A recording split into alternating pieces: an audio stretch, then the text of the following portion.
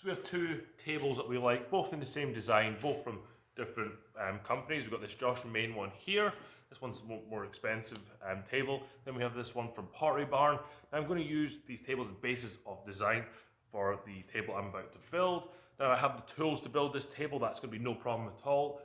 The limiting factor may be my skill or capabilities, but hey, that's where the fun comes in. Challenging yourself to, stretch yourself a little bit further than go your comfort zone. So, welcome to my design wall. I'm just going to quickly show what we're planning on doing here. So we're going to have our tabletop, go and notch 90s into it like so, or squares, however you want to put that,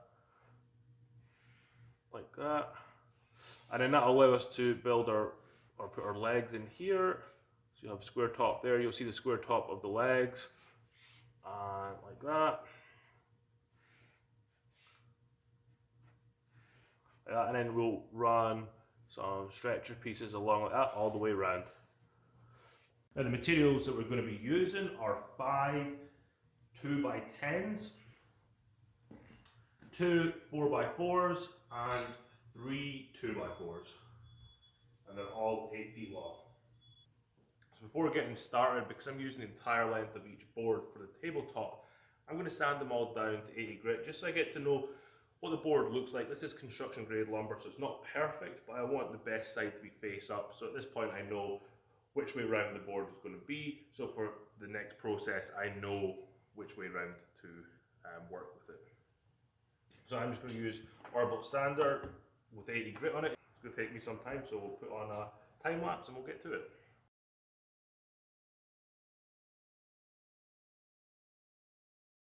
Next step as essential, but if you don't do it, you will end up with a joint like this where you can see the roundovers on the pieces of lumber.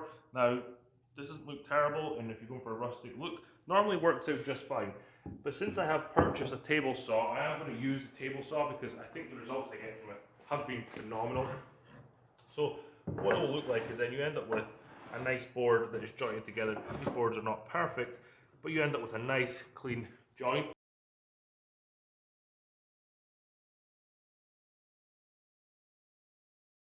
So I assumed that all of the 10" by 2" boards or 2x10s would be 9.5 inches wide. Turns out they were just 9 inches wide. So the table's a little bit narrower than I wanted it to be.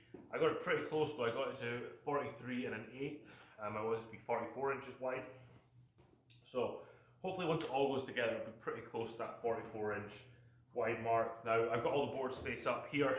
I'm just going to try and piece these together so that they sit best. Obviously some boards might join a little bit better to the other board.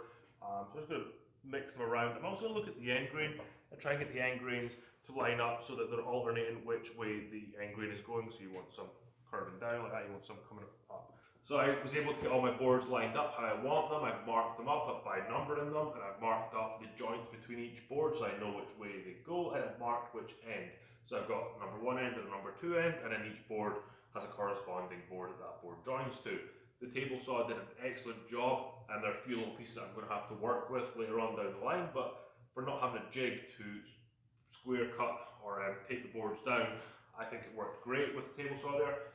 Next, I'm going to use my drill and pocket hole jig to basically drill pocket holes in all the joints. I've marked up the back side of each board with an arrow, so I know where to drill the pocket holes. Nothing worse than drilling a pocket hole in a place you don't need it. So let me get these pocket holes drilled and we can get this table together.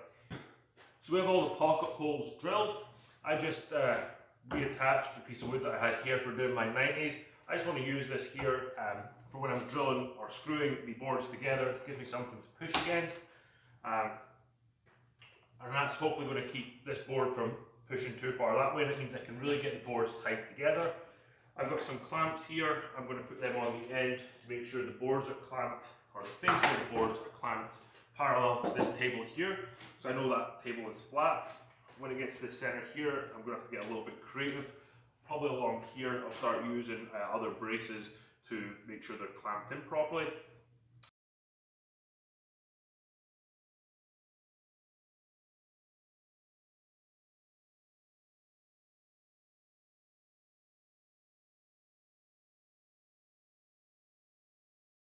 I noticed that it's cupping quite badly. So what I want to do is tackle that now before I get too further into this build. And my plan is to use some leftover 2x3s. These have already been trimmed down, so they've got square edges on them. And I've drilled a hole with a pocket hole drill, and I'm going to hope, or my plan is, hoping, that the shoulder on the pocket hole screw will sit in the drill bit hole, as a normal pocket hole would, and allow me to drive this screw in and pull the table square. I'm not going to use glue, I'm just going to use screws, so it'll allow for a little bit of expansion. I may have to take this off and do it again. And if this doesn't work, I do have a thicker piece of wood that may work too, or I can go and get some C-channel. But I'm hoping that this will work out. It's not too bent, but hopefully this 2x3 is strong enough to pull it straight, or 3 of them are. So let's get this on and see if we can straighten this table out.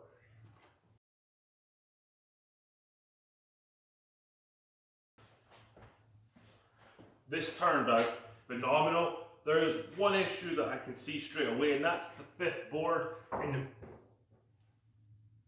That's balanced a little bit. Well, I won't touch it, but the 5th board right here, there's a little bit of a lip, but nothing that I can't sand out. Just probably how I had it on the bench here, just trying to clamp it down. I probably didn't do a very good job of that, but I did the best that I could. Those braces underneath have done an excellent job at leveling this table out. I mean, it's never going to be perfect, but I think I'm going to let this dry now. I know what I'm going to do. I'm going to let this dry now, probably leave it overnight, and I'm going to start working on the frame, the legs, the stretchers around the side, and maybe by tomorrow we might have a table. So the next thing I want to work on is the stretcher pieces that are going to go between the legs and support the tabletop all the way around. So they'll kind of come down here. They'll be inset a little bit all the way around here. Now, I think I'm going to make them somewhere between, I'm either going to go for 3 inches or 2 3/4. I'm going to take them down to 3 inches. I've got 2x4s, so I'm going to take them down. I'm going to try 3 inches first, see how it looks, and if I want to take it a little bit further, I'll take it down 2 3/4 or further. So back to the drawing board, well, wall board. I got the stretcher pieces cut down. They actually ended up being 3 1/8, and I'm just going to leave them at that for now. And the reason I'm going to leave it there is I think they might look alright. I held one of them up and along the side, and it looks really good. Next thing to tackle is the legs. Now, I could get I could keep it simple. So the stretcher piece would just come on. I got the square leg, and the stretcher piece would sit about 1.5 inches below the top of the tabletop. So we've got the tabletop here, along like that, and then we'd have the 3-inch stretcher piece. The height of the table is about 30 inches. I have left the legs, currently I just cut them down to 32, just for any wiggle room. Now I'm going to test something out here. I want to get a little bit creative, and on the top here I actually want to take a notch out. So let me show you what I mean. So we've got the square. It's actually 3.5 by 3.5. I'm thinking about going like this. Let's see if I can draw this out. Like that. Making a little step in. Someone might be able to tell me in the comment section what that's called, and then bring that back up square. Like so.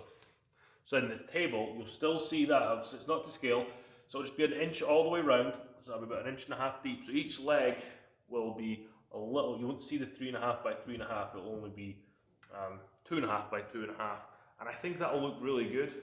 I'm going to test it out first. I'm going to use my circular saw. For some reason I didn't use the table saw. The table saw is a new tool for me, so I forgot I had it, so I used the circular saw. This would have been a lot easier on the table saw. But I just lined it up here.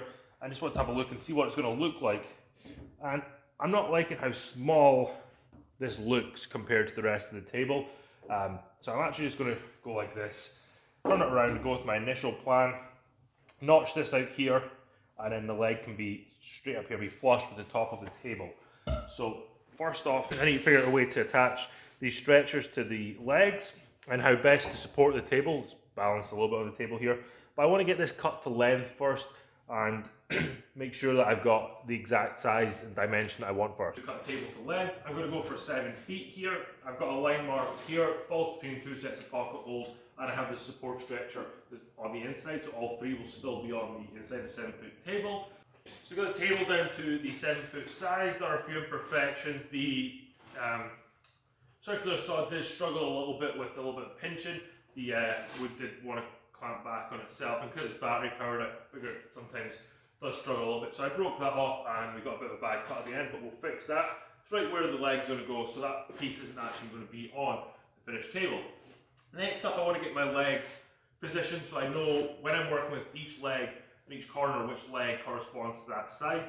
So the legs are going to be specific to part of the table. So I'm just going to go around, number the legs, bottom of the legs and the bottom of the table, so I can line them up with each corner.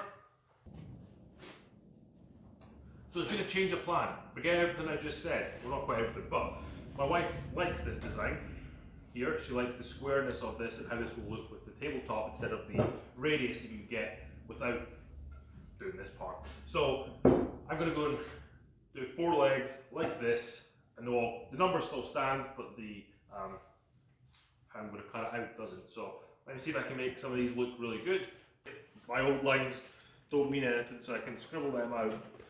But I still want to line this up with the edges like I did previously, like so.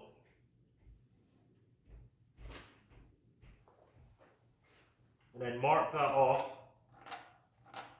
like that. And we'll come in with the jigsaw and take that out. So I've got this leg on here and it actually looks really good.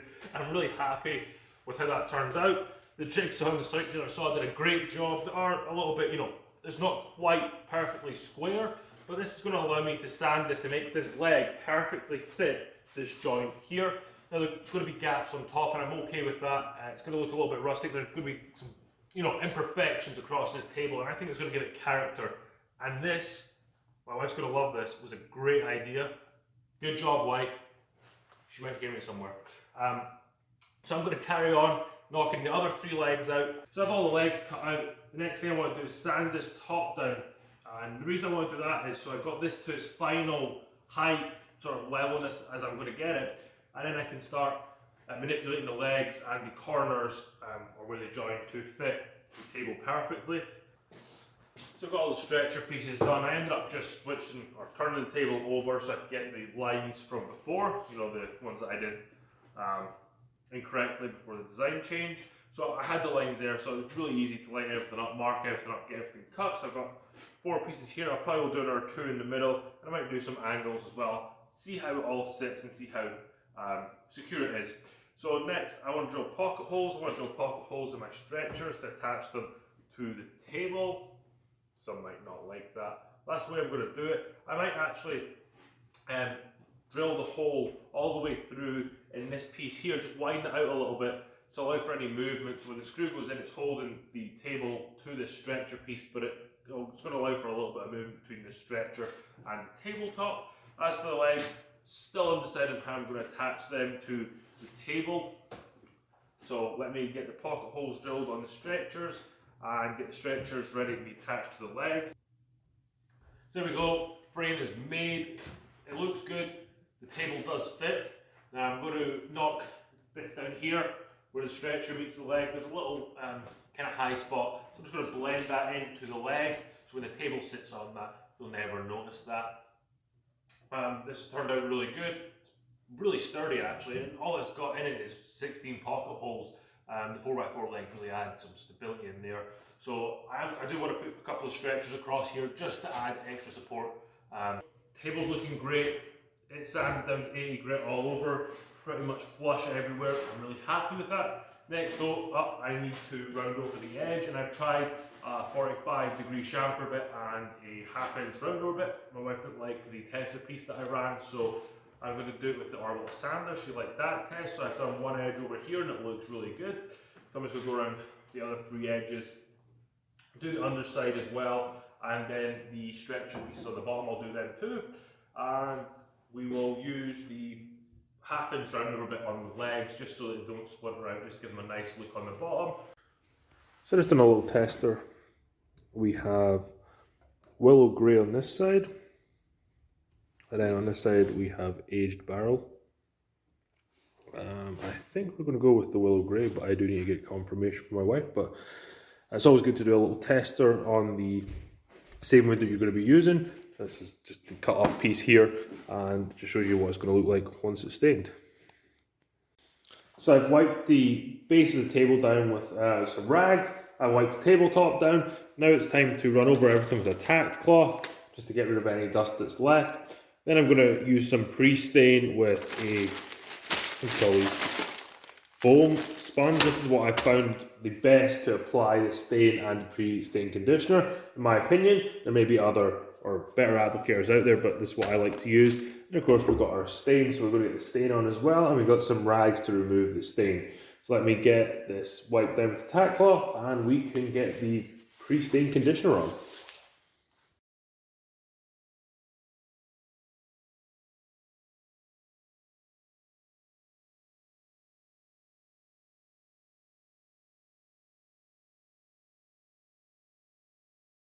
Clear coating interior wood projects, I do like to use this Varathane Polyurethane water-based product, and I get some great results from this just with a paintbrush. So I'll be using a paintbrush for this application. I'm going to do 3 coats, and this is the matte version, so it's not going to be too shiny. Between the coats, I took 800 grit sandpaper and lightly sanded the finishes to knock down any high spots, and then I wiped everything down with a tack cloth just to make sure that all the dust was removed. The third coat is on the tabletop and the legs. It looks great. I've already finished off the legs. They're ready to go upstairs. What I do have is some brown paper here, and this works great at finishing off a table like this or any piece of furniture that you've used polyurethane on. You could use some sandpaper, higher grit sandpaper, but I find that the brown paper gives the best result. I just want to gently kind of rub this down, get rid of any high spots, and it actually does an excellent job of sanding this down and leaves the finish perfect. The table is in the dining room and it looks great. We also painted the walls white, hung up some curtains, and we've got some artwork that's going to go up here. This tree's probably going to move too. How it turned out, we're able to have 9 family members around this table for Christmas dinner. Plenty of space. We just had to borrow a few chairs, but no problem at all. One issue though, the table was a little bit high. Remember back in the video when I said that I'd cut the legs down from 32 inches after, leveling them off? Well, I forgot to do that, but things like that happen. I'll take care of it at our point in time, or we'll just get higher chairs, one or the other. But for now, it's fine. There are a few imperfections between the joint boards. There's one here, and then there's one here. Overall, they don't look too bad. And when you're sitting here, you can see them, but I think this adds a little bit of character to the table. And then the joints for the legs, they turned out all right. They're not perfect, but yeah, again, I think it's a little bit of character, and it still looked really good. It was my first time trying something like that, so only going to improve for the next one. So if you like this video and want to see more DIY content around the house, make sure you check out this video here. With all that being said, thank you very much for watching, and make sure you smash that subscribe button.